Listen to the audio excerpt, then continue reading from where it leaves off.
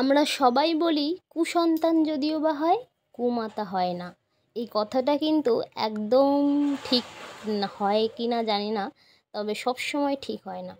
দেখবেন যেই সন্তান বেশি বিনয়ী এবং সৎ হয় সেই সন্তানদের মাথায় সবাই কাঁঠাল ভাঙে এবং ভাঙতে চায়। আর ভাই বোন তো দূরের কথা, নিজের মাও ঠকাতে ছাড়ে না। অনেক সময় অন্যের উপকার করতে হয়, অন্যের পাশেও থাকতে হয়, কিন্তু এই না যে সবসময় নিজের কথা ভুলে যাব, অন্যকে সবসময় ভালোবাসবো, অন্যের পেছনে দৌড়াবো।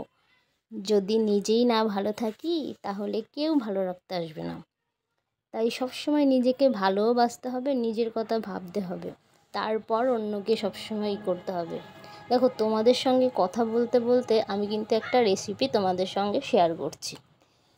আর এই মাছগুলো হলো ছোট ছোট ট্যাংরা মাছ।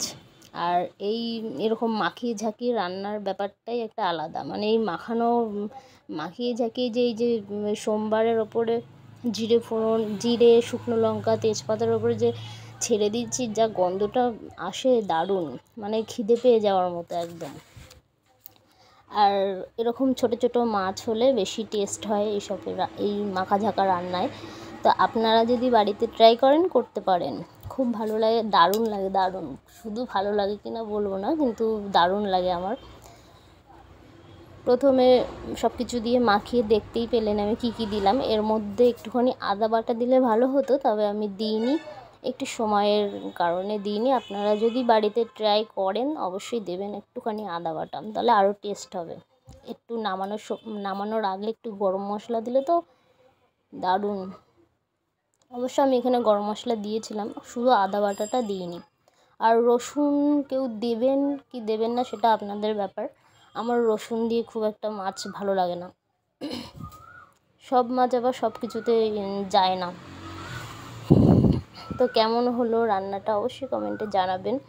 আর কি কি দিয়েছি, একটুখানি পেঁয়াজ কুচি, দুটো পেঁয়াজ কুচি দিয়েছি, একটু জিরের গুঁড়ো, লঙ্কার গুঁড়ো, ধনের গুঁড়ো, নুন, হলুদ, আর কিছু না। একটু তেল দিয়ে ভালো করে মাখিয়ে কড়াইতে তেল দিয়ে তেলটা গরম করে জিরে, শুকনো লঙ্কা, তেজপাতা ফোড়ন দিয়ে ওর ওপরে দিয়ে দিলাম।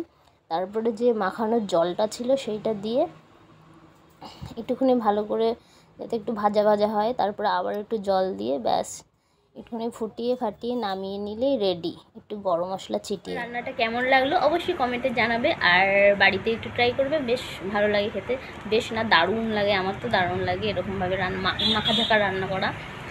আর প্রথমে যে কথাগুলো বলেছিলাম এগুলো আমার বাবা মার জন্য। বাবা মা বেশি একটু উদার প্রকৃতির মানুষ, তাই সবাই ঠকিয়ে যায়, মানে আজ পর্যন্ত কেউ ঠকাতে ছাড়েনি। যাই হোক, এই পর্যন্তই ভিডিওটা। সবাই ভালো থাকবে, সুস্থ থাকবে, টাটা।